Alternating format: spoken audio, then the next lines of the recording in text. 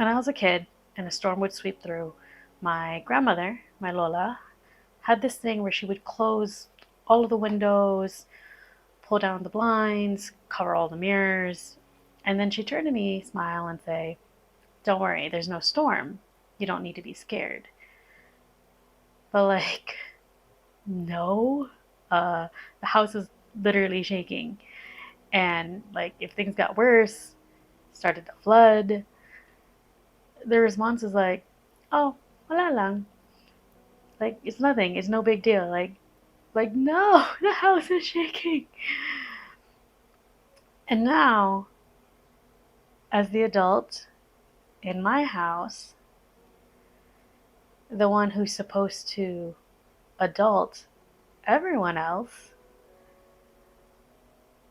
I finally get what she's doing. Um, she wasn't denying reality.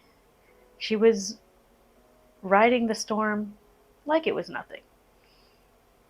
Because the moment we decide something is a big problem, it becomes a mountain we can't move.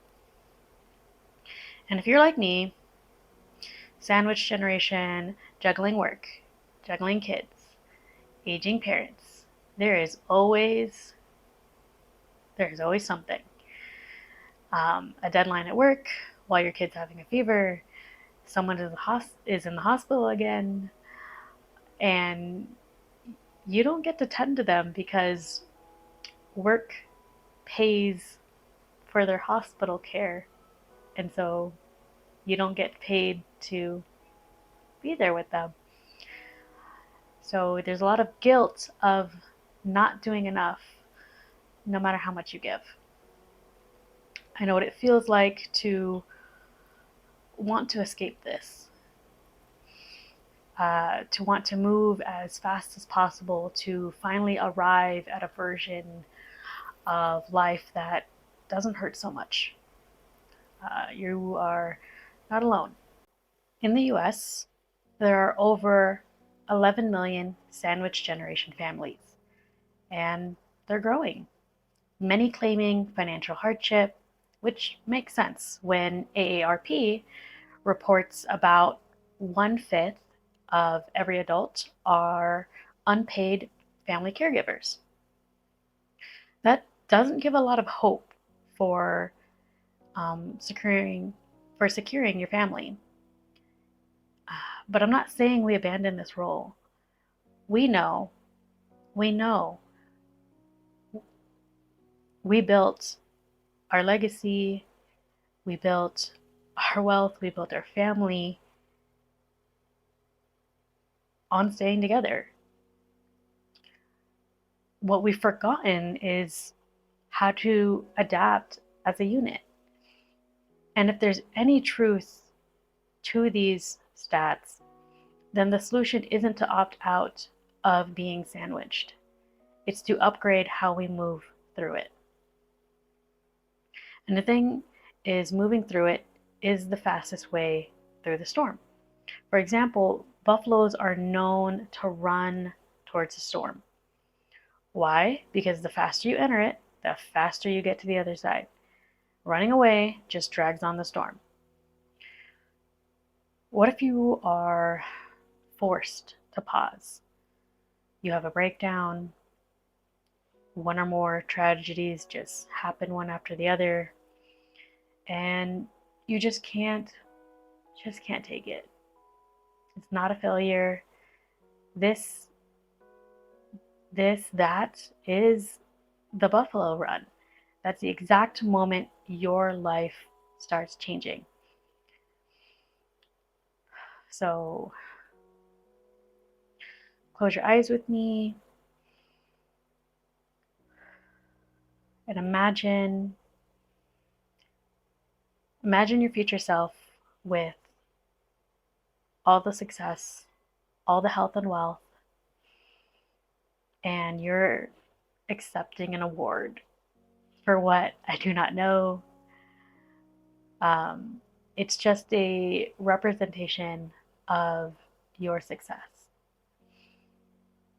You've made it. You've made it through that storm, and you look out to that audience and you see your family, your kids, your spouse, your parents.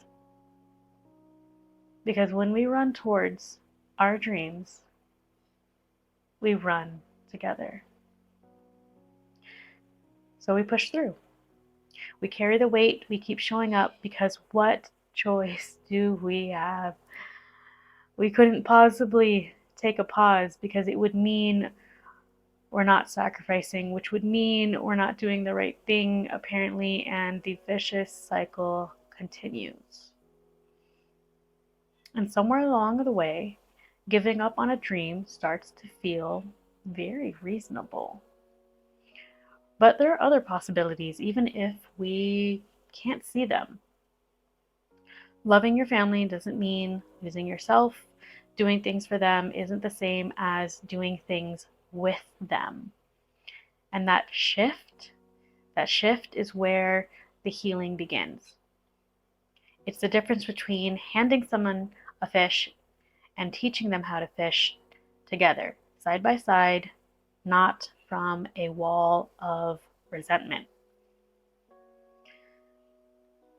This is where family systems theory offers a powerful idea similar to synergy. When one person changes the way they respond to life's storms, that change ripples across the entire family. And if it's a positive change, that's what we want. Because when we see someone we love overcome something, we know we can do the same. Just as much as anxiety can run in the family, so can emotional regulation. If it works one direction, it can work the other way.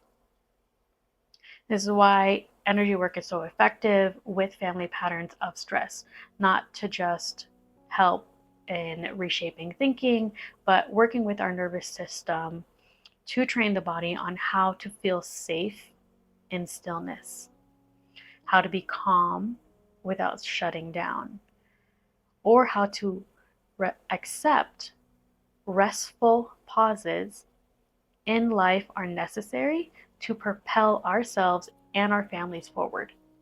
So instead of anxiously anticipating the next crisis, our bodies can adapt to brave running through the coming storm with grace. Earlier this month, oh no, it's last month now. It's all the days are bleeding together.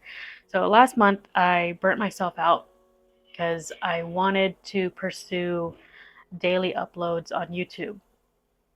As if I'm not sandwich generation, as if there's not, as if there's not a kid running right outside that door. And I was exhausted at that time more than I am now. And as I was editing one of my videos, in that video, I also looked tired. If you're for the chismosas of the world, here's the video. Never again do I want to look like that or feel the way that I felt like that.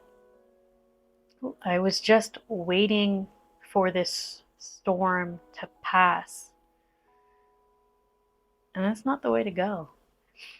I paused, did a lot of energy work, lots of tapping, lots of breathing, and I walked towards work again. Took advantage of the pause to figure out the best ways to continue, because the faster I face it, the faster the clouds can clear. And when there's an actual storm, I get to see my son watch me go through the storm. I still get to close all the windows, the blinds, cover up all the mirrors. But this time I get to say, let's go through it together.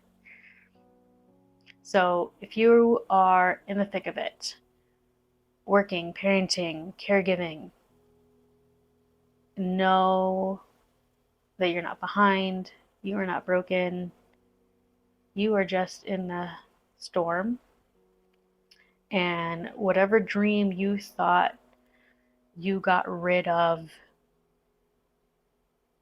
it's still very much alive. Just close your eyes. I know when you close your eyes, you can see it. And tell me you don't see your family. And when you do, let them be part of your breakthrough, not the reason that you never had one.